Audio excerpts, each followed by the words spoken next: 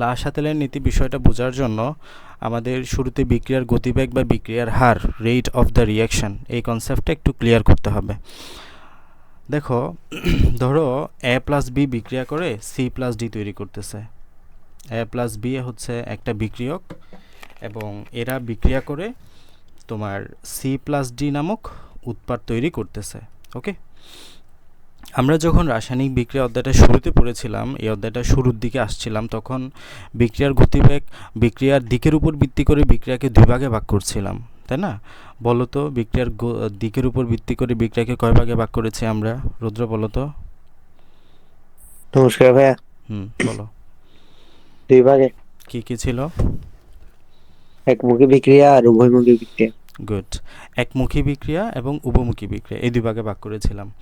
উভমুখী বিক্রিয়াতে কি ছিল? যে বিক্রিয়ক বিক্রিয়া করে উৎপাদে পরিণত হয়, আবার উৎপাদগুলো বিক্রিয়া করে বিক্রিয়কে পরিণত হয়, এবং এখানে আমরা একটা উভমুখী তীরচিহ্ন ব্যবহার করেছিলাম, তাই না? উভমুখী বিক্রিয়াতে এই ঘটনাটা হয়েছিল।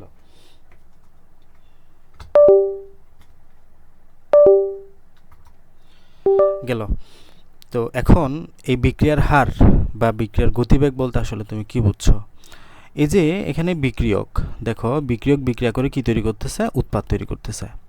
প্রতি একক সময়ে, মানে তুমি যদি ধরো 1 মিনিট বা 1 সেকেন্ড, যেটাই চিন্তা করো, 1 মিনিট বা 1 সেকেন্ড যেটাই চিন্তা করো, যতটুকু বিক্রিয়ক বিক্রিয়া করে উৎপাদে পরিণত হচ্ছে, হ্যাঁ, এটাই হচ্ছে বিক্রিয়ার হার বা বিক্রিয়ার গতিবেগ প্রতি একক সময়ে। 1 সেকেন্ড হইতে পারে, ধরো 1 সেকেন্ডে এখানে 10 গ্রাম এ প্লাস বি বিক্রিয়া করে সি প্লাস ডি তৈরি করতেছে। এই 10 গ্রামটা হচ্ছে বিক্রিয়ার হার, বুঝছো? এটা 1 মিনিটও হইতে পারে।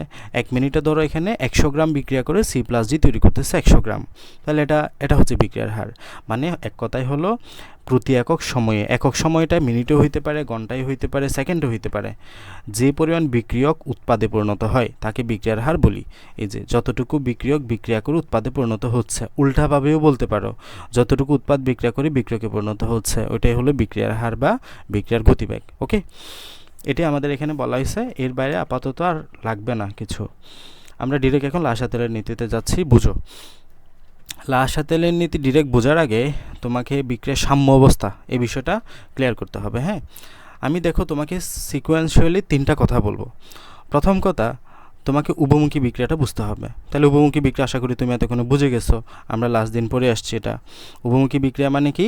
এই যেখানে এ প্লাস বি বিক্রিয়া করে যেমনটা সি প্লাস ডি তৈরি হচ্ছে, সেমভাবে এ সি প্লাস ডি বিক্রিয়া করে আবার এ প্লাস বি তৈরি হতে পারে। মানে হলো বিক্রিয়ক বিক্রিয়া করে উৎপাদে পরিণত হচ্ছে, আবার উৎপাদ বিক্রিয়া করে কিসে পরিণত হচ্ছে? বিক্রিয়কে। এটাই হচ্ছে উভমুখী বিক্রিয়া, মানে এদিক থেকেও তৈরি হবে আবার এদিক থেকেও তৈরি হবে। ঠিক আছে? আচ্ছা, এখন এই যে এখানে তুমি 2টা দাগ দিছো না, একটা হচ্ছে উপরের দাগ, একটা হচ্ছে নিচের দাগ। উপরের দাগ মানে কি বোঝাচ্ছি? এ প্লাস বি বিক্রিয়া করে কি তৈরি হচ্ছে? সি প্লাস ডি তৈরি হচ্ছে। এটা হচ্ছে সম্মুখমুখী বিক্রিয়া। এটা কি বলবা? সম্মুখমুখী বিক্রিয়া। তোমাদের সবার মাইক্রোফোন অফ না, সো অফই থাক, তোমরা আবার মুখে মুখে পড়ো, তাহলে তোমাদের জড়তাটা কাটবে। তাহলে দেখো, এ প্লাস বি হচ্ছে বিক্রিয়ক, সি প্লাস ডি হচ্ছে উৎপাদ। এই যে বিক্রিয়ক বিক্রিয়া করে উৎপাদে পরিণত হচ্ছে, এটাকে আমরা কি বলবো? সম্মুখমুখী, মানে বিক্রিয়াটা সামনের দিকে যাচ্ছে। দেখতেই পাচ্ছ, এ প্লাস বি বিক্রিয়া করে সি প্লাস ডি, তাহলে সামনের দিকে যাও না? এ প্লাস বি বিক্রিয়া করে সি প্লাস ডি তৈরি হচ্ছে, তাহলে এটা সম্মুখমুখী বিক্রিয়া। সেমভাবে সি প্লাস ডি বিক্রিয়া করে কিসে পরিণত হচ্ছে? এ প্লাস বিতে পরিণত হচ্ছে। এটা উল্টা দিকে যাচ্ছে না, সো পশ্চাৎমুখী বিক্রিয়া। এটাকে কি বলবা? পশ্চাৎমুখী বিক্রিয়া। তাহলে এ প্লাস বি বিক্রিয়া করে সি প্লাস ডি তৈরি হয়, এটাকে কি বলবা? সম্মুখমুখী বিক্রিয়া। সি প্লাস ডি বিক্রিয়া করে আবার এ প্লাস বি, মানে হলো উৎপাদ বিক্রিয়কে পরিণত, মানে উল্টা দিকে আসা না, উল্টা দিকে মানে পশ্চাৎ দিক, মানে হলো বিপরীত দিক, বিপরীতমুখী বিক্রিয়া বলতে পারো এটাকে, বা পশ্চাৎমুখী বিক্রিয়া বলতে পারো। ঠিক আছে? তাহলে দেখো, একটা হচ্ছে সম্মুখমুখী বিক্রিয়া সামনেরটা, আর পিছন দিকে ফিরে আসা মানে হলো পশ্চাৎমুখী বিক্রিয়া। ঠিক আছে? এই যে দেখো, যখন একটা বিক্রিয়া শুরু হয়, ধরো এ প্লাস বি তুমি নিলা, এ প্লাস বি তুমি এবং বি দুটা যুক্ত করে বিক্রিয়া শুরু করছো। আচ্ছা, একদম সবার শুরুতে, মানে সময় যখন 0 সেকেন্ড, মানে একদম সময় জাস্ট তুমি বিক্রিয়াটা শুরু করতেছো, ওই সময় কি কোনো উৎপাদ আছে এখানে? না, কোনো প্রকার উৎপাদ তৈরি হয় নাই, বিক্রিয়াটা মাত্র শুরু করতেছো তুমি। যখনই আস্তে আস্তে তুমি বিক্রিয়াটা করতে থাকবা, মানে সময় বাড়তে থাকবে, আস্তে আস্তে এদিকেও উৎপাদও, মানে সি প্লাস ডি এর পরিমাণও বাড়তে থাকবে। কথা আশা করি বুঝছো। তাহলে এ প্লাস বি প্রথমে সর্বোচ্চ অবস্থায় আছে, মানে হলো প্রথমে একদম শুরুর দিকে সর্বোচ্চ পরিমাণে বিক্রিয়ক রয়েছে, আর উৎপাদ কেমন আছে? উৎপাদ একদম শূন্য না, উৎপাদ একদম জিরো। তো উৎপাদ যদি জিরো থাকে, আলটিমেটলি উৎপাদ থেকে বিক্রিয়ক এর পরিণত হওয়া বা পশ্চাৎমুখী বিক্রিয়ার হারও কী হবে? জিরো হবে না, অলমোস্ট জিরোই হবে। আচ্ছা, তাহলে দেখো এ প্লাস বি বিক্রিয়া করে সি প্লাস ডি যে তৈরি হচ্ছে, এটাকে আমরা কি বলতেছি? সম্মুখমুখী বিক্রিয়া। আবার সি প্লাস ডি বিক্রিয়া করে যে আবার উৎপাদে পরিণত হয়ে যাচ্ছে, এটাকে আমরা কি বলতেছি? পশ্চাৎমুখী বিক্রিয়া। তাহলে একদম শুরুর দিকে মানে হলো বিক্রিয়া যখন শুরুই হচ্ছে, এই যে এদিকে খেয়াল করো, এই গ্রাফটা খেয়াল করো, এদিকে কি দিছে? সময়, এদিকে কি? সময়, আর এদিকে কি? বিক্রিয়ার হার দিছে। দেখো তো এই জায়গায় কি সময়টা 0 সেকেন্ড না? এই জায়গায় 0 0 না, এই জায়গায় একদম 0। এই 0 সেকেন্ড সময়ের মধ্যে দেখো সম্মুখমুখী বিক্রিয়ার হারটা একদম কোথায়? একদম পিক লেভেলে না, একদম উপরে। বাট এই যে বিপরীতমুখী বিক্রিয়ার হারটা দেখে একদম নিচে। এখানে দুইটা রেখা দেখতে পাচ্ছ, একটা হচ্ছে এটা আর একটা হচ্ছে এটা। উপরের রেখাটা হচ্ছে সম্মুখমুখী বিক্রিয়ার হারের লেখো, আর নিচের লেখাটা হচ্ছে যে বিপরীতমুখী বিক্রিয়ার হারের লেখো। সম্মুখী বিক্রিয়ার মান হচ্ছে যে বিক্রিয়ক বিক্রিয়া করে উৎপাদে পরিণত হওয়া, আর বিপরীতমুখী বিক্রিয়ার হার যেটা দেখাচ্ছে এটা হচ্ছে সি প্লাস বি বিক্রিয়া করে এ প্লাস বি, মানে হলো পশ্চাৎমুখী বিক্রিয়া, মানে হলো উৎপাদ বিক্রিয়া করে বিক্রিয়কে পরিণত হওয়া। তাহলে বিক্রিয়ার একদম শুরুতে তো সবটুকুই তোমার কি? বিক্রিয়ক আছে, কোনো পরিমাণ উৎপাদ আছে না। তাইলে দেখো এই জন্য সম্মুখী বিক্রিয়ার হার একদম সবার উপরে, মানে হলো সবটুকুই সম্মুখী বিক্রিয়া হচ্ছে। এই যে একদম সবচেয়ে বেশি কি হচ্ছে? সম্মুখী বিক্রিয়া। আস্তে আস্তে কি তৈরি হচ্ছে? উৎপাদ তৈরি হচ্ছে, ঠিক আছে? তাহলে দেখো এই যে সময় যখন যাচ্ছে সম্মুখী বিক্রিয়ার হার কমতেছে। কারণ কি? এই যে উৎপাদের পরিমাণ বাড়তেছে, উৎপাদের পরিমাণ বাড়তে থাকলে এদিকে কমবে না, তোমার এ প্লাস বি কমবে না, এ প্লাস বি কমলে এদিকে বাড়তে থাকবে, তাই না? তাহলে সি প্লাস ডি বা উৎপাদ যত বাড়তে থাকবে, আমরা জানি উভমুখী বিক্রিয়াতে সি প্লাস ডি বিক্রিয়া করে আবার এ প্লাস বি তৈরি করতে পারে। কারণ কি? উৎপাদ বিক্রিয়া করে বিক্রিয়কে পরিণত করবে না, ওই যে পশ্চাৎমুখী বিক্রিয়ার হার। তাহলে সময় যত যাইতে থাকবে সি প্লাস ডি থেকে এ প্লাস বি এর উৎপাদনও তত বাড়তে থাকবে, মানে হলো পশ্চাৎমুখী বিক্রিয়ার হারও বাড়তে থাকবে, কারণ উৎপাদ তৈরি হচ্ছে তো, তাই না? এই যে দেখো সময় যখন যাইতে থাকতেছে বিপরীতমুখী বিক্রিয়ার হার একদম শুরুতে কি ছিল? 0 ছিল। বাট যখনই তুমি সময় যাইতে থাকতেছে দেখো উৎপাদ থেকে বিক্রিয়কে পরিণত হওয়ার হার, মানে হলো বিপরীত বিক্রিয়ার হার আস্তে আস্তে বাড়তেছে। এদিকে সম্মুখী বিক্রিয়ার হার আস্তে আস্তে কমতেছে। কারণ কি? তোমার বিক্রিয়ক কমে যাচ্ছে, বুঝছো? তাহলে যখন একদম শুরুতে সবটুকুই কি আছে? এ প্লাস বি আছে। এজন্য সম্মুখী বিক্রিয়ার হার সবচেয়ে বেশি। সি প্লাস ডি আস্তে আস্তে তৈরি হচ্ছে। যখনই সি প্লাস ডি তৈরি হওয়া শুরু করলো, পশ্চাৎমুখী বিক্রিয়ার হার আস্তে আস্তে তৈরি হবে। কারণ কি? উৎপাদ বিক্রিয়া করে বিক্রিয়কে পরিণত হবে, পশ্চাৎমুখী বিক্রিয়ার হার বাড়তে থাকবে, এটাই। তাহলে দেখো এক সময় গিয়ে আমাদের কি হয়? এই যে সম্মুখী বিক্রিয়ার হার কমতেছে, পশ্চাৎমুখী বিক্রিয়ার হার বা বিপরীত বিক্রিয়ার হার বাড়তেছে। এক সময় গিয়ে কী হয় জানো? দুইটা বিক্রিয়ার হার একই হয়ে যায়, মানে সমান হয়ে যায়। এই যে এক সময় গিয়ে দেখো না, এই জায়গায় এখন একটা রেখা মানে কি? দুইটা রেখা একই হয়ে গেছে, মানে হলো সম্মুখী বিক্রিয়ার হার যত, বিপরীতমুখী বিক্রিয়ার হারও ঠিক তত হয়ে গেছে, বুঝছো? তাহলে এই জায়গায় তুমি গঠন আসলে কি দেখবা? তুমি ঘটনা দেখবা হচ্ছে এটা, খেয়াল করো, মানে হলো এ প্লাস বি বিক্রিয়া করে কি তৈরি করতেছে? সি প্লাস ডি তৈরি করতেছে, ঠিক আছে? তাহলে এটা একটা উভমুখী বিক্রিয়া, মানে হলো এ প্লাস বি বিক্রিয়া করে সি প্লাস ডি তৈরি হচ্ছে, এটা হচ্ছে সম্মুখী বিক্রিয়ার হার। সি প্লাস ডি বিক্রিয়া করে এ প্লাস বি তৈরি করতেছে, এটা হচ্ছে পশ্চাৎমুখী বা বিপরীত বিক্রিয়ার হার। সাম্যাবস্থা বা সমান হয়ে যাওয়া মানে কি? মানে হলো এ প্লাস বি যতটুকু বিক্রিয়া করে সি প্লাস ডি তৈরি করতেছে, ঠিক একই পরিমাণে সি প্লাস ডি বিক্রিয়া করে এ প্লাস বি তৈরি করতেছে। মানে হলো সম্মুখমুখী বিক্রিয়ার হার যত, পশ্চাৎমুখী বিক্রিয়ার হারও ঠিক তত। এই জন্য এখানে আমরা দেখতেছি রেখা দুটা কী হয়ে গেছে? সমান হয়ে গেছে। মানে হলো বিক্রিয়াটা মনে হবে যেন স্থির, মানে বিক্রিয়াটা বাইরে থেকে মনে হবে স্থির, কিন্তু আসলে স্থির না। কেন স্থির মনে হচ্ছে? কারণ বিক্রিয়াতে এ প্লাস বি তথা বিক্রিয়ক বিক্রিয়া করে উৎপাদ যতটুকু তৈরি করতেছে, আবার সেই উৎপাদ একই সময়ে বিক্রিয়া করে বিক্রিয়কে পরিণত হয়ে যাচ্ছে। ফলে বাইরে থেকে মনে হবে যেন বিক্রিয়াটা স্থির, কিন্তু বিক্রিয়াটা আসলে স্থির না, কারণ বিক্রিয়াটা সাম্য অবস্থায় পৌঁছে গেছে। এই যে অবস্থায় গেলে যতটুকু বিক্রিয়ক বিক্রিয়া করে উৎপাদে পরিণত হচ্ছে, আবার উৎপাদ সেই পরিমাণ বিক্রিয়া করে বিক্রিয়কে পরিণত হয়ে যাচ্ছে, এটাই হলো উভমুখী বিক্রিয়ার সাম্য অবস্থা। হ্যাঁ, এটাই হচ্ছে উভমুখী বিক্রিয়ার সাম্য অবস্থা। মানে হলো সম্মুখমুখী বিক্রিয়ার হার এবং পশ্চাৎমুখী বিক্রিয়ার হার একই হয়ে যাওয়া। সম্মুখমুখী বিক্রিয়ার হার এবং পশ্চাৎমুখী বিক্রিয়ার হার একই হয়ে যায়। একটা কথাই মনে রাখো, সাম্যাবস্থা মানে কি? সম্মুখমুখী বিক্রিয়ার হার এবং পশ্চাৎমুখী বিক্রিয়ার হার একই হয়ে যাওয়া। সম্মুখমুখী বিক্রিয়ার হার মানে কি? বিক্রিয়ক বিক্রিয়া করে উৎপাদে পরিণত হওয়া। পশ্চাৎমুখী বিক্রিয়ার হার মানে কি? উৎপাদ বিক্রিয়া করে বিক্রিয়কে পরিণত হওয়া। এটাই শেষ। সাম্যাবস্থা বুঝে গেলে বাকিটুকু তোমার জন্য এখন সহজ হয়ে যাবে। নিচের চিত্রটাও খেয়াল করো, ইতিমধ্যে তুমি বুঝে গেছো এটা। দেখো সময় একদম 0 সেকেন্ড, বিক্রিয়ক দেখো একদম সর্বোচ্চ, মানে কি বললাম, যখন বিক্রিয়া তুমি শুরু করতেছো তখন এ প্লাস বি সবটুকুই এ প্লাস বি, এটা হচ্ছে ঘনমাত্রা। তাহলে এ প্লাস বিক্রিয়ক একদম সর্বোচ্চ লেভেলে না, এই যে যখন আস্তে, এবং উৎপাদ কেমন, উৎপাদ দেখে একদম শূন্য, উৎপাদ একদম এইখানের সাথে লাগানো, মানে শূন্য, উৎপাদ নাই, সি প্লাস ডি নাই যখন বিক্রিয়া শুরু করতেছো মাত্র। বাট যখন আস্তে আস্তে সময় যাচ্ছে, বিক্রিয়কের পরিমাণ কমতেছে, উৎপাদের পরিমাণ বাড়তেছে, বিক্রিয়কের পরিমাণ কমতেছে, উৎপাদের পরিমাণ বাড়তেছে, একসময় গিয়ে তারা একটা কনস্ট্যান্ট লেভেলে চলে যায়, এই যে এটা আর কমবে না, এটা আর বাড়বে না, তাদের মধ্যবর্তী ব্যবধানটা একই থাকবে। এটা হচ্ছে উভমুখী বিক্রিয়ার সাম্য অবস্থা, যেখানে তাদের গণমাত্রার কোনো চেঞ্জ হয় না, বুঝছো? এটা হচ্ছে কথা। তাহলে উভমুখী বিক্রিয়ার সাম্য অবস্থা কি আশা করি বোঝা গেছে, এখানে এই কথাবার্তাগুলো বলা আছে। আমরা জানি উভমুখী বিক্রিয়ক পদার্থগুলো পরস্পরের সাথে বিক্রিয়া করে উৎপাদে পরিণত হয়, এটাকে আমরা সম্মুখবর্তী বিক্রিয়া বলতে পারি, যে বিক্রিয়ক পদার্থগুলো বিক্রিয়া করে উৎপাদে পরিণত হওয়া। আবার উৎপাদ পদার্থ পরস্পরের সাথে বিক্রিয়া করে বিক্রিয়কে পরিণত হয়, মানে উৎপাদ বিক্রিয়া করে বিক্রিয়কে পরিণত হয়, এটাকে আমরা পশ্চাৎমুখী বিক্রিয়া বলি।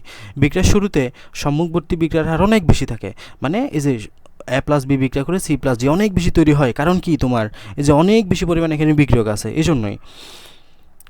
যতই সময় যেতে থাকে সম্মুখী বিক্রিয়ার হার ততই কমতে থাকে, কারণ কি তোমার এদিকে বিক্রিয়ক আস্তে আস্তে কমতে থাকবে, সি প্লাস ডি এর পরিমাণ বাড়তে থাকবে যতই সময় যেতে থাকবে, এটাই তো বলতেছে। আবার বিক্রিয়ার শুরুতে পশ্চাৎমুখী হার কম থাকে, কারণ কি তোমার এখানে কোনো উৎপাদ আছে না, বিক্রিয়ার শুরুতে একদম দেখো পশ্চাৎমুখী হার বিক্রিয়া শূন্য, কারণ কি তোমার এখানে কোনো উৎপাদই নাই। সো উৎপাদ না থাকলে উৎপাদ বিক্রিয়কে কেমনে পরিণত হবে, তাই না? যতই সময় পার হয় পশ্চাৎমুখী বিক্রিয়ার হার তত বাড়তে থাকে, যত তোমার সময় পার হইতে থাকে সি প্লাস ডি তত বাড়তে থাকে, ফলে সি প্লাস ডি বিক্রিয়া করে এ প্লাস বি তৈরি হওয়ার রেটটাও বাড়তে থাকে। এক সময় সম্মুখী বিক্রিয়ার হার এবং পশ্চাৎমুখী বিক্রিয়ার হার সমান হয়ে যায়, এক সময় দুইটা সমান হয়ে যায়, এবং এটাকে আমরা বলি উভমুখী বিক্রিয়ার সাম্য অবস্থা, বুঝছো? উভমুখী বিক্রিয়ার সাম্য অবস্থাটা বুঝতে হবে লাসা তেলের নীতি বোঝার জন্য।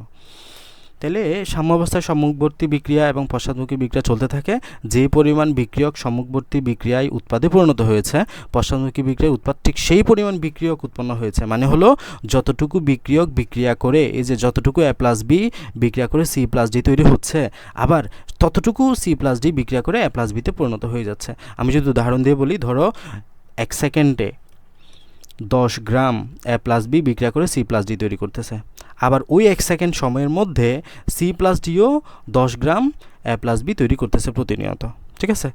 তো কাজেই সাম্য অবস্থা বাহ্যিকভাবে মনে হয় বিক্রিয়াটা বুঝি থেমে গেছে, কিন্তু বাস্তবে সেটি থেমে নেই। কেন মনে হবে? কারণ এখানে দেখো 10 গ্রাম বিক্রিয়া করে এটা তৈরি করতেছে, আবার এদিক থেকেও 10 গ্রাম এদিকে বিক্রিয়া করে এটা তৈরি করে ফেলতেছে, ফলে বাইরে থেকে তুমি যদি দেখো বিক্রিয়াটা মনে হবে যে স্থির, মানে এখানে বিক্রিয়াই হচ্ছে না, আসলে কিন্তু না, বিক্রিয়া হচ্ছে, বাট এখানে আমরা সাম্য অবস্থায় দেখতে পাচ্ছি, এই জন্য। এখন রাসায়নিক বিক্রিয়ার সাম্য অবস্থা কনসেপ্ট আশাগুলি ক্লিয়ার, সাম্য অবস্থাটা বুঝতে হবে লাসা তেলের নীতি বোঝার জন্য। এখন আমরা লাসা তেলের নীতিতে ঢুকি, খেয়াল করো।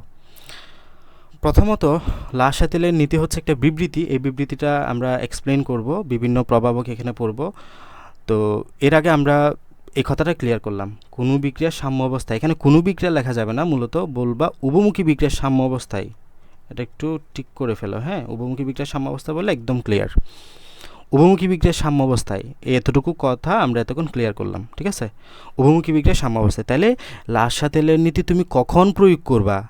যখন কোনো বিক্রিয়া উভমুখী বিক্রিয়ার সাম্য অবস্থায় থাকবে, তাছাড়া তুমি লাসা তেলের নীতি প্রয়োগ করতে পারবে না। তাহলে যখন কোনো বিক্রিয়া সাম্য অবস্থায় থাকবে তখনই তুমি লাসা তেলের নীতি প্রয়োগ করবা। যদি কোনো বিক্রিয়া দেখো যে উভমুখী বিক্রিয়া সাম্য অবস্থায় আছে, তখন তাপ, চাপ, ঘনমাত্রা, তুমি যদি ওই বিক্রিয়ার মধ্যে তাপ, চাপ, ঘনমাত্রা ইত্যাদি পরিবর্তন করো, মানে হলো এই যে ধরো এখানে এ প্লাস বি বিক্রিয়া করে সি প্লাস ডি তৈরি হচ্ছে, তাহলে এখানে বিক্রিয়ার একটা টেম্পারেচার আছে না, ওই তাপ, বিক্রিয়ার একটা চাপ আছে না, চাপ, প্রেশার, একটা নির্দিষ্ট চাপে বিক্রিয়াটা হচ্ছে, এখানে ঘনমাত্রা আছে না, এই যে বিক্রিয়কের ঘনমাত্রা, উৎপাদের ঘনমাত্রা, এগুলো যদি এমনভাবে পরিবর্তন করো, এগুলো যদি পরিবর্তন করো, তবে সাম্যের অবস্থান এমনভাবে পরিবর্তিত হয়, সাম্যের অবস্থান মানে হলো এই যে বিক্রিয়া এদিকে সম্মুখী বিক্রিয়ার হার এবং পশ্চাৎমুখী বিক্রিয়ার হার, এগুলার যে হার, এগুলো এমনভাবে পরিবর্তন হবে যেন তুমি যে তাপ, চাপ, ঘনমাত্রা পরিবর্তন করলা সেটার ফলাফলটা প্রশমিত হয়।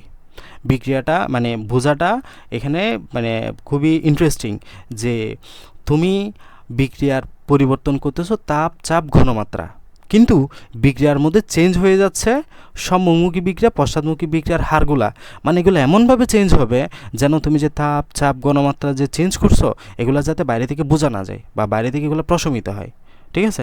এগুলা মানে এটা যদি আরও ক্লিয়ারলি বুঝতে চাও তাহলে তোমাকে এই যে এইগুলো বুঝতে হবে, এগুলা একদম পুরো পড়ার পরে তারপর তুমি সংখ্যাটা ভালোভাবে বুঝতে পারবা। সো আপাতত একরকম মুখস্থই করে ফেলো যে আমরা কি কি পরিবর্তন করব। তিনটা নিয়ামকের কথা কেন বলা হয়েছে, যে তাপ, চাপ, ঘনমাত্রা। এগুলা পরিবর্তন করলে কি হবে, এখানে বিক্রিয়ার হারের বা বিক্রিয়ার সাম্যের, এক কথায় সাম্য অবস্থানের, আমরা যে এতক্ষণ বললাম সাম্য অবস্থা, এই সাম্য অবস্থা এমনভাবে পরিবর্তন হবে যেন তুমি যে তাপ, চাপ, ঘনমাত্রা চেঞ্জ করলা এটা প্রশমিত হবে, এটা বোঝা যাবে না। ঠিক আছে? একদম বাংলায় বললে মানে তুমি এটা টেরই পাবা না এগুলো যে চেঞ্জ করা হয়েছে। তাহলে একদম সামারি কি, তাপ, চাপ, ঘনমাত্রা যে চেঞ্জ করবা এগুলো এমনভাবে পরিবর্তন হবে যেন, মানে এগুলো পরিবর্তন করার কারণে সাম্যের অবস্থান এমনভাবে পরিবর্তন হবে। সাম্যের অবস্থান মানে কি, এই যে সম্মুখী বিক্রিয়ার হার, পশ্চাৎমুখী বিক্রিয়ার হার, এগুলো এমনভাবে চেঞ্জ হয়ে যাবে যেন তাপ, চাপ, ঘনমাত্রা যে পরিবর্তন করছো এটা বাইরে থেকে বোঝাই যাবে না, ফলাফলটা প্রশমিত হয়ে যাবে। ঠিক আছে? তখন আমরা এখানে তিনটা কথা নিয়ে পড়বো। একটা হচ্ছে তাপের প্রভাব, একটা হচ্ছে চাপের প্রভাব, একটা হচ্ছে ঘনমাত্রার প্রভাব। এই তিনটা কথা নিয়ে আমরা পড়াশোনা করব। ঠিক আছে? এখন লাসাদারের নীতির ব্যাখ্যাতে যাচ্ছি মূলত। ঠিক আছে? দেখো তাপের প্রভাব। এখন তোমাদের বইয়ে যে লাইনগুলো বলা আছে এগুলা যদি তুমি বুঝতে যাও তোমার মাথা পুরোপুরি মানে হ্যাং হয়ে যাবে, কারণ এই কথাগুলো পড়ে তুমি এই তাপের প্রভাবটা এক্সপ্লেন করতে পারবে না, পরীক্ষায় তো মোটেও না। আমি যে কথাটা বলতেছি তুমি এই কথাটা বোঝার চেষ্টা করো এবং এই কথাটা নিজের বাসায় পরীক্ষার খাতায় লিখলে 100% হবে, কোনো রকম কোনো সমস্যা হবে না। ঠিক আছে? তুমি বুঝো আগে কি বলি। দেখো আমরা তাপের প্রভাবটা এক্সপ্লেন করতেছি। তাপের প্রভাব, হ্যাঁ, আমরা বিক্রিয়ায় তাপের পরিবর্তনের উপর নির্ভর করে বিক্রিয়াকে দুই ভাগে ভাগ করেছিলাম। হ্যাঁ, মনে পড়ে? একটা হচ্ছে তাপ উৎপাদী বিক্রিয়া, একটা হচ্ছে তাপ উৎপাদী বিক্রিয়া, আর একটা হচ্ছে তাপ হারী বিক্রিয়া। ঠিক আছে? তাপ হারী বিক্রিয়া। বলো তো তাপ উৎপাদী বিক্রিয়ার ড্যালিজটা কেমন, পজিটিভ না নেগেটিভ? তাপ উৎপাদী বিক্রিয়ার ড্যালিজ কি, পজিটিভ না নেগেটিভ? রুদ্র? নেগেটিভ। নেগেটিভ। আর তাপ হারী বিক্রিয়ার? পজিটিভ। পজিটিভ। তাহলে দেখো সাম্য অবস্থার উপর তাপের প্রভাব, তোমাকে আগে ডিসিশন নিতে হবে তুমি যে বিক্রিয়াটার মধ্যে তাপের প্রভাবটা এক্সপ্লেন করতে চাচ্ছ সেটা কি তাপ উৎপাদী বিক্রিয়া নাকি তাপ হারী বিক্রিয়া। আগে এটা দেখতে হবে এটা কি তাপ উৎপাদী বিক্রিয়া নাকি তাপ হারী বিক্রিয়া। আসো যদি আমি বলি যে তাপ উৎপাদী বিক্রিয়া, ধরো আমি অ্যামোনিয়ার উদাহরণটা নিচ্ছি। নাইট্রোজেন এবং হাইড্রোজেন বিক্রিয়া করে, এই যে এখানে বলা আছে নাইট্রোজেন হাইড্রোজেন বিক্রিয়া করে অ্যামোনিয়া তৈরি করতেছে এবং এখানে উৎপাদের সাথে পজিটিভ আকারে লেখা আছে, তার মানে তাপ উৎপাদী বিক্রিয়া। আমি ওই দিন এটাও বলেছি যে দেখো যে উৎপাদের সাথে যদি তাপের পরিমাণটা পজিটিভ আকারে লেখা থাকে তাহলে বুঝবো এটা তাপ উৎপাদী বিক্রিয়া, অথবা ডেলএইচ দিয়ে বোঝা যায়। ডেলএইচ যদি নেগেটিভ থাকে, ডেলএইচের মান যদি থাকে -92 কিলোজুল, তাইলে বুঝতে পারবে এটা একটা তাপ উৎপাদী বিক্রিয়া। তাহলে এখানে যেটা আমাকে দেওয়া আছে এটা একটা তাপ উৎপাদী বিক্রিয়া, কোনো কনফিউশন নাই। তুমি কিভাবে মনে রাখবা? মনে রাখবা হলো বিক্রিয়ায় যেটা হচ্ছে তার ঠিক উল্টা কাজটা তুমি করবা। ঠিক আছে? আমার কথাটা বুঝো, বিক্রিয়ায় যে ঘটনাটা ঘটতেছে তার ঠিক উল্টা কাজটা তুমি করবা, তাহলে বিক্রিয়া ডান দিকে যাবে। দেখো ডান দিকে যাওয়া মানে কি, এই যে তুমি বললা না A+B বিক্রিয়া করে C+D তৈরি করতেছে, আবার C+D বিক্রিয়া করে A+B তৈরি করতেছে, তাহলে এটা হচ্ছে ডান দিকে যাওয়া। ডান দিকে যাওয়া মানে কি, সম্মুখমুখী বিক্রিয়ার হারটা বাড়া পশ্চাৎমুখী বিক্রিয়ার তুলনায়। ঠিক আছে? আর বাম দিকে যাওয়া মানে কি, এই যে এদিকে যাওয়া, C+D বিক্রিয়া করে A+B তৈরি করতেছে, মানে হলো পশ্চাৎমুখী বিক্রিয়ার হারটা বাড়া সম্মুখী বিক্রিয়ার তুলনায়। ঠিক আছে? তাহলে ডান দিকে যাওয়া মানে কি, বুঝতো তো, A+B বিক্রিয়া করে C+D তৈরি হচ্ছে, মানে বেশি তৈরি হচ্ছে, সম্মুখী বিক্রিয়ার হার বাড়তেছে। তাহলে আবার বলি, বিক্রিয়ায় যেটা হচ্ছে তার ঠিক উল্টা কাজটা করবা, তাহলে বিক্রিয়া সামনের দিকে যাবে। আবারও বলছি, বিক্রিয়ায় যেটা হচ্ছে তার ঠিক উল্টা কাজটা করবা, তাহলে বিক্রিয়া সামনের দিকে যাবে। যেমন ড্যালএইচ নেগেটিভ মানে হলো তাপ উৎপন্ন হচ্ছে, তাপ উৎপাদী বিক্রিয়া। তুমি যদি তাপ কমাও বিক্রিয়া সামনের দিকে যাবে, তুমি যদি তাপ কমাও বিক্রিয়া সামনের দিকে যাবে। তাহলে আমি কিভাবে বলছি, আগে শুরুতে ধরে নিতে হবে এটা কি তাপ উৎপাদী নাকি তাপ হারী। আমি দেখতে পাচ্ছি এটা তাপ উৎপাদী বিক্রিয়া, যেহেতু তাপ উৎপন্ন হচ্ছে তাহলে বিক্রিয়ায় যেটা হচ্ছে তার ঠিক উল্টা কাজটা করো। যেহেতু বিক্রিয়া তাপ উৎপন্ন হচ্ছে তুমি তাপ কমাও, বিক্রিয়া সামনের দিকে যাবে। আশা করি বুঝছো। এই কথাটা লিখলেই তোমাকে মার্ক দিবে, এখানে আর কিছু লিখতে হবে না। বিক্রিয়া সামনের দিকে যাচ্ছে, তোমার বিক্রিয়া তাপ কমাইলে বিক্রিয়া সামনের দিকে যাবে। এটাই মূলত লাসে তেলের নীতির প্রয়োগ এখানে, বুঝছো? আর কোথাও দেখো যে ডেলএইচ পজিটিভ, ধরো এই বিক্রিয়ায় ডেলএইচ হলো পজিটিভ, তার মানে এটা একটা কি, তাপহারী বিক্রিয়া। তাপহারী বিক্রিয়া মানে কি, তাপ শোষিত হচ্ছে। তাহলে উল্টা কাজটা করো, তুমি তাপ আরও দাও, মানে তাপ শোষিত হচ্ছে, তুমি তাপ দাও, উল্টা কাজটা করো। তাহলে বিক্রিয়া সামনের দিকে যাবে, মানে হলো ডান থেকে বামে যাবে, বাম থেকে ডানে যাবে, ঠিক আছে? সামনের দিকে যাবে বা ডানে যাবে, ওকে? মানে হলো সমমুখী বিক্রিয়ার হার বাড়বে, ওকে? তাহলে উল্টা কাজটা করলে, তাহলে এখন আমি এইখানে প্রয়োগ করি আমার পুরা প্রসিডিউরটা। এটা একটা কি, নাইট্রোজেন বিক্রিয়া করে হাইড্রোজেনের সাথে বিক্রিয়া করে কি তৈরি করতেছে, অ্যামোনিয়া তৈরি করতেছে। ডেলএইচ কত, -92 কিলোজুল, বা উৎপাদের সাথে লিখছে বিজে পজিটিভ আকারে লিখছে। তাহলে ডেলএইচের মান লিখলে কী হবে, এটা নেগেটিভ হবে। তাহলে এটা একটা কি, তাপ উৎপাদী বিক্রিয়া না? তো আমরা সিদ্ধান্ত নিলাম এটা হচ্ছে তাপ উৎপাদী। তাহলে তাপ উৎপাদী বিক্রিয়ার ক্ষেত্রে আমরা যদি লাসে তেলের নীতি প্রয়োগ করি, তাহলে কি হবে, তাহলে তাপ উৎপাদী হচ্ছে, তাপ উৎপন্ন হচ্ছে। তাহলে আমি যদি তাপ কমাই, তাপটা কমাই, তাপ উৎপন্ন হচ্ছে না, উল্টা কাজটা করো, তাপ কমাও, তাহলে বিক্রিয়া সামনের দিকে যাবে। আচ্ছা, যদি তাপ কমাইলে বিক্রিয়া সামনের দিকে যায়, তাপ বাড়াইলে কি হবে, বিক্রিয়া পিছনের দিকে যাবে। এটা তার বলতে হবে না, উল্টা সবসময়। তাহলে তুমি প্রথমটা ধরে নাও, দ্বিতীয়টা পরীক্ষার হলে গিয়ে মাথায় আনবা যে তাপ কমাইলে যদি বিক্রিয়া সামনের দিকে যায়, তাপ বাড়াইলে কি হবে, বিক্রিয়া পিছনের দিকে যাবে। এটাই হচ্ছে তাপের প্রভাব, বুঝছো আশা করি? হ্যাঁ, এই কথাবার্তাগুলো পড়িও না, এই কথাবার্তাগুলো বলে তোমার মাথা পুরোপুরি হয়ে যাবে। সো আমি যে কথাটা বলছি এটা খুব ভালোভাবে বোঝার চেষ্টা করিও, ঠিক আছে? এখানে আরেকটু উদাহরণ দিয়েছে, খেয়াল করো। এটা হচ্ছে তাপহারী বিক্রিয়ার জন্য।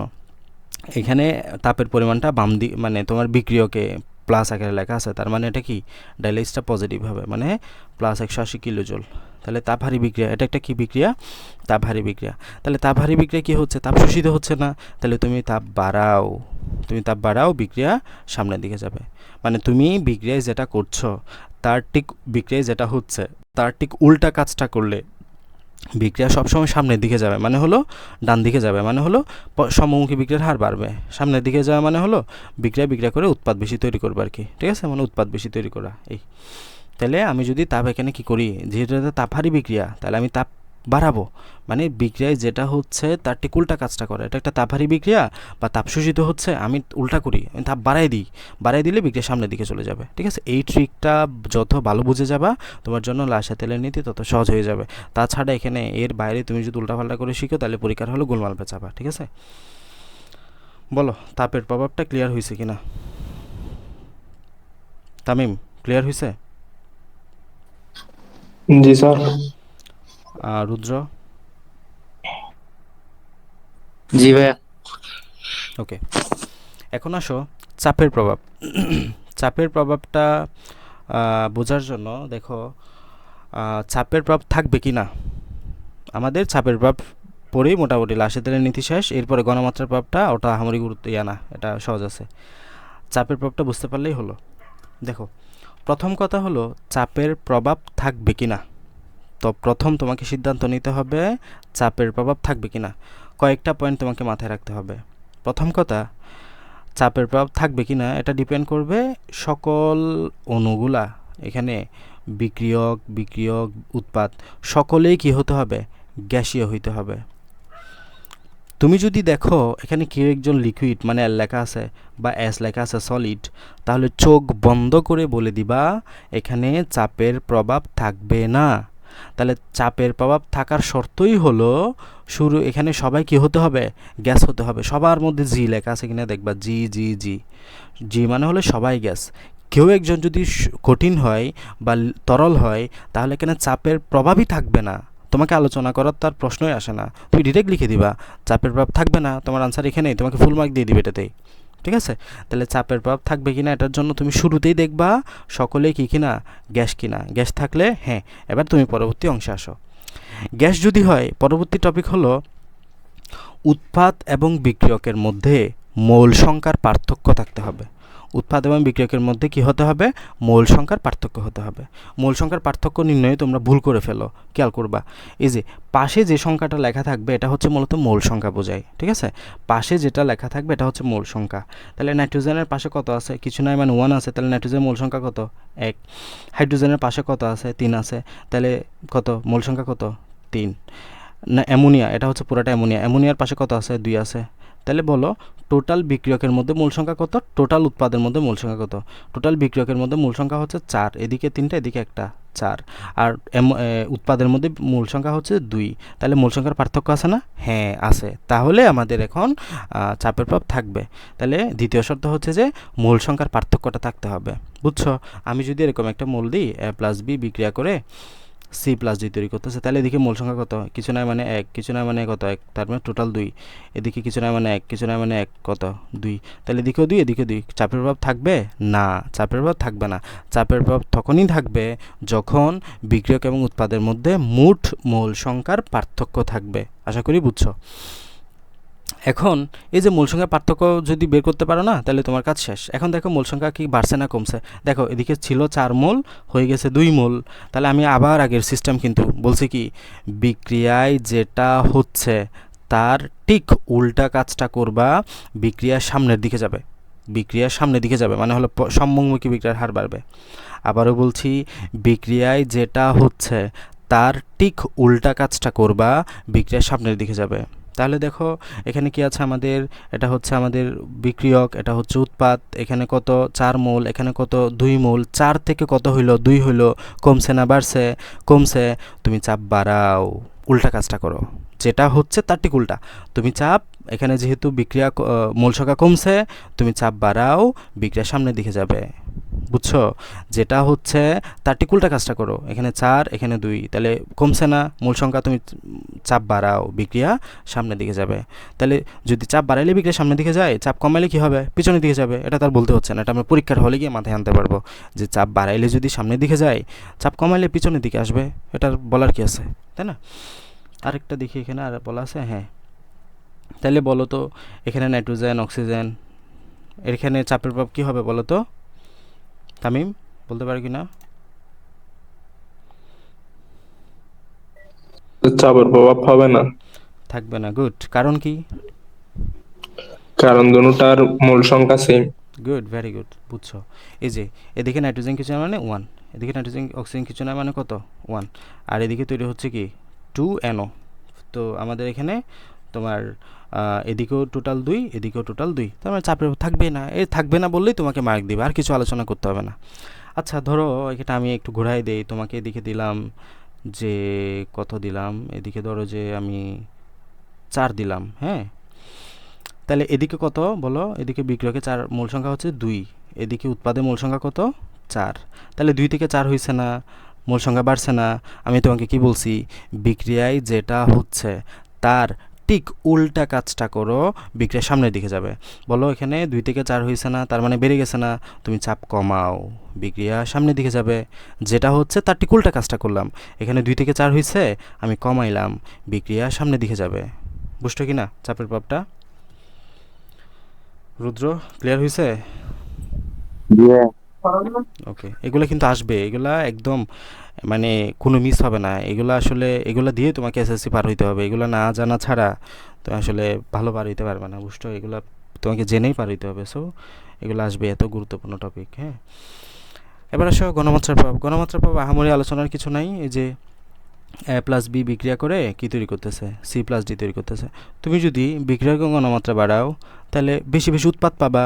মানে এদিকে যদি বাড়াই দাও, সমমুখী বিক্রিয়ার হার বাড়বে, আর এদিকে বাড়াইলে পশ্চাৎমুখী বিক্রিয়ার হার বাড়বে। এটার বলার কি আছে যে বিক্রিয়ক বাড়াইলে সমমুখী বিক্রিয়ার হার বাড়বে, উৎপাদ বাড়াইলে পশ্চাৎমুখী বিক্রিয়ার হার বাড়বে। মানে এদিকে বাড়াইলে এদিক থেকে এদিকে যাবে, এদিকে বাড়াই দিলে এদিক থেকে এদিকে যাবে। এটাই, এখানে আর আলোচনার কিছু নেই। গণমাত্রার প্রভাবটা সহজ।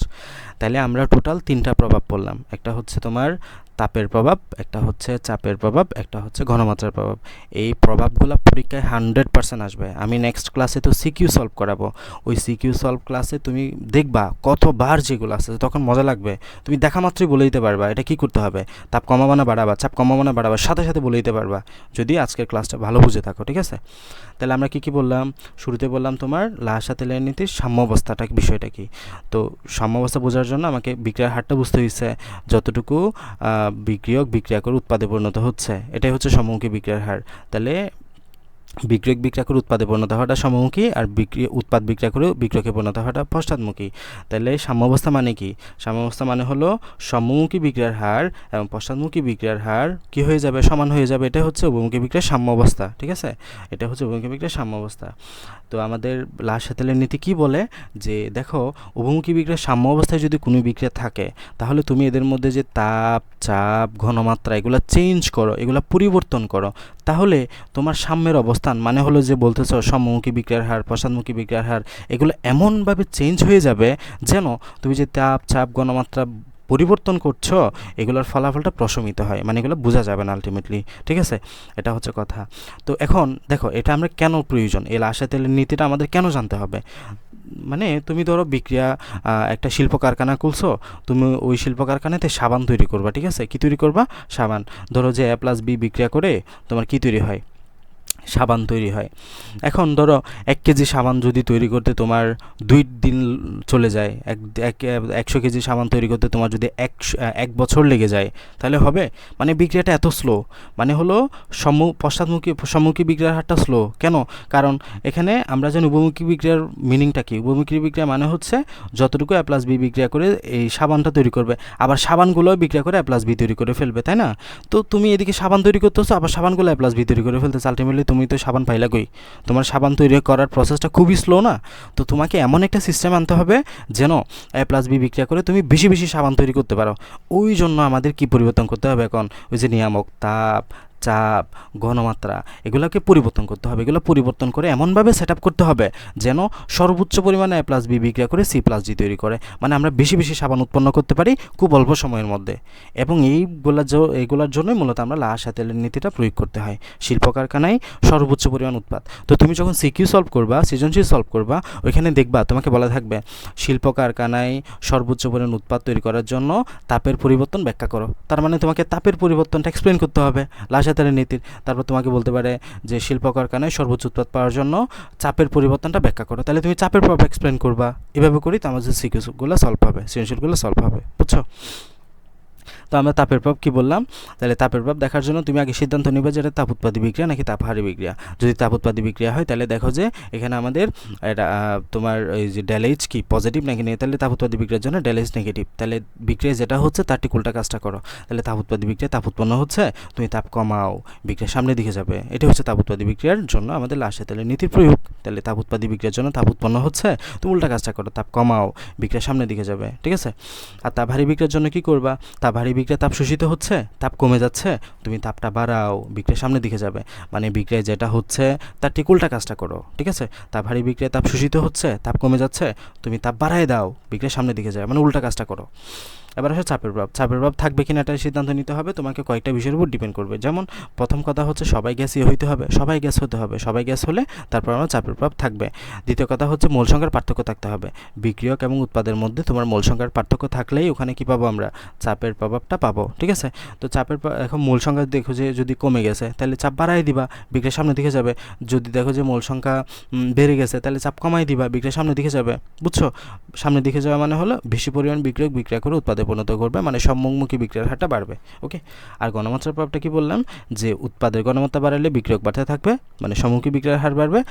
বিক্রিয়কের ঘনমাত্রা বাড়লে সম্মুখী বিক্রিয়ার হার বাড়বে, আর উৎপাদের ঘনমাত্রা বাড়লে তোমার এদিকে পশ্চাৎমুখী বিক্রিয়ার হারটা বাড়বে। ঠিক আছে? এটাই হচ্ছে মূলত আমাদের লা-শাতেলের নীতি। ওকে? এবং আমাদের অধ্যায়টা মূলত এখানেই শেষ। এখন আমি লা-শাতেলের নীতি পড়াইছি, এর আগে কয়েকটা মানে টপিক আমি স্কিপ করে আসছি, এটা আগে বোঝানোর জন্য আর কি। হ্যাঁ, এগুলো তোমরা নিজেরা পড়তে পারবা, আমি একবার বলে দিই। লাস্ট দিন আমরা পলিমারকরণ অবধি এখান থেকে দেখেছি। এরপরে লোহার মরিচা পড়ে, এগুলো জাস্ট একবার রিডিং করে যাবে, এগুলো আসবে না সিকিউতে, বাট কতে আসতে পারে আর কি, এগুলো দেখে যাবা। বাস্তব ক্ষেত্রে সংঘটিত কয়েকটি রাসায়নিক বিক্রিয়ার উদাহরণ, যেমন আমাদের লোহায় মরিচা পড়ে আমরা দেখি। ঠিক আছে? মরিচাটা কীভাবে পড়ে? এই যে তোমার আয়রন বা লোহা, এই লোহার সাথে অক্সিজেন বিক্রিয়া করে, এটা সমাতাকরণ করছে আর কি, 1.5 অণু অক্সিজেন। এরপরে হচ্ছে 3 অণু পানি বিক্রিয়া করবে, বিক্রিয়া করে আয়রন হাইড্রোক্সাইড তৈরি করে। আয়রন হাইড্রোক্সাইড বা এটাকে তুমি যদি একটু মানে সাজিয়ে লিখো তাহলে Fe2O3 NH2। ঠিক আছে? এটা এটা আমরা পাই, এই যৌগটা তৈরি করে, যেটা হচ্ছে একটা মরিচার সংকেত, মানে যেটাকে আমরা জাঙ্গার বলি আর কি, Fe2O3 NH2O। ঠিক আছে, তাহলে এখানে কী কী প্রয়োজন দেখো, আমাদের কী কী প্রয়োজন, এই যে আয়রনের সাথে অক্সিজেন প্রয়োজন, তারপর পানি প্রয়োজন, তারপর আলটিমেটলি আমাদের মরিচাটা তৈরি হয়। তাহলে দেখো এটাই হচ্ছে ধাতুর ক্ষয়, মরিচা পড়া। মরিচা পড়া কি ভালো? না, মোটেও ভালো না। এটা কিন্তু আমাদের আয়রনগুলার ক্ষতি করে, আয়রনগুলা ক্ষয়প্রাপ্ত হয়ে যায়। তাহলে আমরা কি করব? তোমাকে যদি বলা হয় তুমি এমন কিছু সিস্টেম করো যেখানে মরিচা পড়বে না, তাহলে তুমি কি করবা? দেখো মরিচা পড়ার জন্য কী কী কী প্রয়োজন হচ্ছে? বাতাস, এখানে বাতাস বা অক্সিজেনটা প্রয়োজন হচ্ছে, পানি প্রয়োজন হচ্ছে। তাহলে তুমি যে লোহার উপর চাচ্ছ না মরিচা পড়ুক, তাহলে ওই লোহার উপর এমন কোনো সিস্টেম করবা যেখানে অক্সিজেন আসতে পারবে না, পানির সংস্পর্শে আসতে পারবে না। তাহলে তুমি কি করবা? তুমি এখানে রং করে দিতে পারো। দেখো না আমরা বাড়ির জানালা, লোহার তৈরি জানালা, লোহার তৈরি দরজা, এগুলোকে রং করে দিই। রং করি কেন? রং করি কারণ ওই রঙের যে কারণে আমাদের বাতাসের যে অক্সিজেন, তারপর পানি, এগুলা আমাদের আয়রনের সংস্পর্শে বা লোহার সংস্পর্শে আসতে পারে না। আসতে না পারলে এরা বিক্রিয়া করতে পারবে না। বিক্রিয়া তৈরি করতে না পারলে তোমার এদিকে FeOH3 মানে হলো মরিচা, এটা তৈরি হবে না, ফলে আমাদের এটা সুরক্ষিত থাকবে। বুঝছো? তাহলে এখানে পরবর্তী টপিক হচ্ছে এগুলা মূলত। এরপরে হচ্ছে তামা অ্যালুমিনিয়ামের ক্ষয়রোধ। আমরা কিভাবে ক্ষয়রোধটা করতে পারি?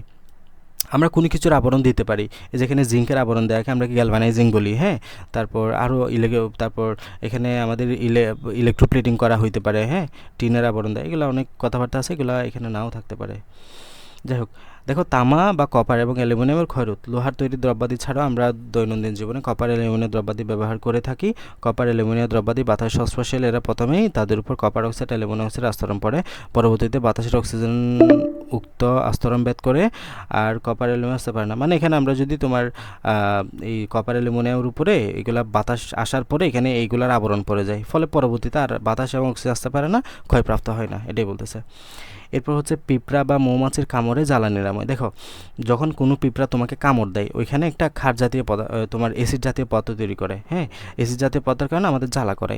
এখন অ্যাসিড জাতীয় পদার্থকে তুমি যদি প্রশমিত করতে চাও, তাহলে এখানে কি দিতে হবে? চুন দিতে হবে, চুন বা ক্ষার জাতীয় কোনো কিছু দিতে হবে। কারণ আমরা কি জানি, অ্যাসিড এবং ক্ষার পরস্পরের সাথে প্রশমন বিক্রিয়ায় যায়, বিক্রিয়া করে লবণ পানি উৎপন্ন করে। এর আগের দিনের টপিক এটা, অ্যাসিড ক্ষার বিক্রিয়া করে লবণ পানি উৎপন্ন তৈরি করে না, মানে প্রশমন বিক্রিয়া। সো এখানে তোমার অ্যাসিড তৈরি হয়েছে, তুমি চুন দাও, এই চুন হলো একটা ক্ষার, তাই না? চুন হলো একটা ক্ষারক, এই ক্ষারক অ্যাসিডের সাথে বিক্রিয়া করে তোমার যন্ত্রণাটাকে কমায় দিবে। ঠিক আছে, এটাই বলতেছে। এরপর হলো শ্বসন বিক্রিয়ার মাধ্যমে শক্তি উৎপন্ন করা। দহন বিক্রিয়ার একটা উদাহরণ দিয়েছে মূলত এটা। তাহলে এটা হচ্ছে প্রশমন বিক্রিয়ার উদাহরণের জন্য দিচ্ছে, আর এগুলো হচ্ছে সংযোজন বিক্রিয়ার উদাহরণ দেখাচ্ছে আর কি মূলত। 4 নাম্বারটা হচ্ছে মূলত শ্বসন মাধ্যমে শক্তি উৎপন্ন করা। আমরা যে প্রতিনিয়ত খাবারটা খাচ্ছি, এই যে তুমি ভাত খাচ্ছ, এই গ্লুকোজটা তোমার তৈরি হচ্ছে ভাত থেকে, ultimately digestion of the end product of the digestion of the carbohydrate what glucose. তুমি যে ভাতটা খাচ্ছ, তুমি যে রুটি খাচ্ছ, এগুলো আলটিমেটলি কিসে পরিণত হয়? গ্লুকোজে পরিণত হয়। এই গ্লুকোজটা গিয়ে কী করে? গ্লুকোজটা রক্তের মাধ্যমে প্রত্যেকটা কোষে যাবে, প্রত্যেকটা কোষে গিয়ে দেখো এরা আমরা যে বাতাস থেকে অক্সিজেনটা নিচ্ছি, এই অক্সিজেনের সাথে যুক্ত হবে। এই যে গ্লুকোজটা অক্সিজেনের সাথে যুক্ত হয়ে দেখো ছয়ন কার্বন ডাইঅক্সাইড তৈরি করতেছে, ছয়ন পানি তৈরি করতেছে এবং শক্তি তৈরি করতেছে, মানে হলো এটিপি, অ্যাডেনোসাইন ট্রাইফসফেট এটিপি, মানে শক্তি দিচ্ছে তোমাকে। এই শক্তি ইউজ করে আমরা মূলত আমাদের দৈনন্দিন জীবনযাপন করে থাকি। তাহলে এটাই হচ্ছে আমাদের একটা দহন বিক্রিয়া, যে গ্লুকোজ অক্সিজেনের সাথে বিক্রিয়া করে শক্তি এবং তৈরি করতেছে। ওকে, এটা মানে এটা উদাহরণ দিচ্ছে আর কি। এরপরে মানুষের শরীরে দেখো তুমি যখন অনেক বেশি তেল জাতীয় বাজা পোড়া, তারপর যে বিভিন্ন ফাস্ট ফুড এগুলো খাও, মানে বাজা পোড়া অতিরিক্ত খাইলে আমাদের অ্যাসিডিটি হয় না? অ্যাসিডিটি মানে কি? আমাদের পাকস্থলীতে যে অ্যাসিড আছে হাইড্রোক্লোরিক অ্যাসিড, এই হাইড্রোক্লোরিক অ্যাসিডের সিক্রেশনটা বেড়ে যাওয়া। সিক্রেশনটা কি? বেড়ে যাওয়া। তাহলে তোমার যদি হাইড্রোক্লোরিক অ্যাসিড সিক্রেশন বেড়ে যায়, কি করতে হবে? হাইড্রোক্লোরিক অ্যাসিডটাকে প্রশমিত করে দিতে হবে। এখন অ্যাসিডকে প্রশমিত করতে পারে কে? ক্ষার। তাহলে তোমাকে এমন কিছু খেতে হবে যেটাতে ক্ষার আছে। তখন আমরা কি দিই? অ্যান্টাসিড জাতীয় ওষুধ দিই। এই যে ডাক্তার অ্যান্টাসিড জাতীয় ওষুধ সেবন করে। অ্যান্টাসিড জাতীয় ওষুধ কী করবে? এই তোমার যে পাকস্থলীতে অতিরিক্ত হাইড্রোক্লোরিক অ্যাসিডটা তৈরি হচ্ছে, এটার সাথে প্রশমন বিক্রিয়া যায়। এটার নাম কি? প্রশমন বিক্রিয়া। কারণ অ্যাসিড এবং ক্ষার বিক্রিয়া করে লবণ পানি তৈরি করতেছে। এই যে লবণ, এই যে পানি, লবণ পানি। তাহলে অ্যাসিড এবং ক্ষার বিক্রিয়া করে লবণ পানি তৈরি করার বিক্রিয়াটাকে আমরা কি বলি? প্রশমন বিক্রিয়া। তাহলে এটা কি মূলত? এটা হচ্ছে অ্যান্টাসিড জাতীয় ক্ষারীয় ওষুধ। ঠিক আছে, এটা তোমার ওই যে অ্যাসিডের সাথে বিক্রিয়া করে লবণ পানি তৈরি করতেছে এবং তোমার অ্যাসিডটাকে প্রশমিত করে ফেলতেছে। তুমি তখন ভালো অনুভব করবে, তোমার শান্তি লাগবে তখন। ঠিক আছে, অ্যাসিডিটিটা কমে যাবে। এখানেও সেম বিক্রিয়া, HCl aluminium hydroxide aluminium chloride এবং পানি তৈরি করতেছে, ঠিক আছে। তবে বর্তমানে আমরা যে ওষুধগুলো খাও তোমরা, বিশেষ করে ওমিপ্রাজল, তারপর আরও যে গ্যাস্ট্রিকের ওষুধগুলো খাও, এগুলো মূলত অ্যান্টাসিড জাতীয় ওষুধ না। মানে অ্যান্টাসিড আগে খাওয়া হয়তো অনেক বেশি, এখন কম খাওয়া হয়। এখন আমরা প্রোটন পাম্প ইনহিবিটর মানে PPI জাতীয় ওষুধ খাই। মানে এগুলো এমন মেকানিজম করে আমাদের এখানে প্যারাইটাল সেল থেকে যে HCl করিতে হয় পাকস্থলীর, ওই HCl ক্ষরণটাকে কমায় দেয়, ঠিক আছে। মানে HCl ক্ষরণ কম হলে মানুষের তখন আর অ্যাসিডিটিটা কমে আসে আর কি, ঠিক আছে। এখানে আমাদের পষণ বিক্রিয়াটা মূলত বলা হচ্ছে। এরপরে হলো জ্বালানি হিসেবে প্রাকৃতিক গ্যাস, যে আমরা রান্নার কাজে বিভিন্ন গ্যাস ব্যবহার করি, মোরা যেটা রান্নার কাজে ব্যবহার করে, এটা হচ্ছে মিথেন গ্যাস। মূলত এখানে তোমার মিথেন গ্যাস থাকে বা আমাদের সিলিন্ডারের মধ্যে আর কি। প্রাকৃতিক গ্যাস NG, এটা হচ্ছে কি NG, ন্যাচারাল গ্যাস। আমরা যেটা ব্যবহার করি এটা হচ্ছে NG। তো এটাকে যখন তুমি কম্প্রেসড করবা CNG-তে পরিণত হবে, কম্প্রেস ন্যাচারাল গ্যাস, যেটা আমাদের CNG চালিত বিভিন্ন ইয়েতে ব্যবহার করে। আমরা যেটাকে CNG বলি, CNG, এই যেখানে বলা হয়েছে CNG ডিজেল। এই CNG মানে কি? CNG কি কোনো গাড়ির নাম? না, আমরা যেটাকে বলি এটা হচ্ছে মূলত রিক্সা, অটো রিক্সা, বা এটাকে মানে যান্ত্রিক এটা গাড়ি। এই গাড়িতে মূলত CNG গ্যাসটা ইউজ করা হয়। এই CNG-র পুনরূপ হচ্ছে কম্প্রেসড ন্যাচারাল গ্যাস। মানে হলো এই মিথেন হচ্ছে প্রাকৃতিক গ্যাস বা ন্যাচারাল গ্যাস। এই ন্যাচারাল গ্যাসকে যখন তুমি কম্প্রেসড করবা, মানে অনেক বেশি চাপ দিবা, এটা তরলে পরিণত হবে, ওই গ্যাসটার নাম হচ্ছে CNG গ্যাস, ঠিক আছে। তো এই মিথেন গ্যাসটা বাতাসের অক্সিজেনের সাথে বিক্রিয়া করে কার্বন ডাইঅক্সাইড, ATP এবং শক্তি তৈরি করে। এই শক্তিটা মূলত আমরা রান্নাবান্নার কাজে ব্যবহার করে থাকি, ঠিক আছে, তাপশক্তি তৈরি করে আর কি, এটা বলা হয়েছে। এরপরে হচ্ছে বাস্তব ক্ষেত্রে সংঘটিত ক্ষতিকর বিক্রিয়ার মানে এগুলো আমরা সব বিক্রিয়া পড়তেছি মূলত, এগুলো একবার প্র্যাকটিস করে যাবা, বুঝে বুঝে একটু লিখবা আর কি।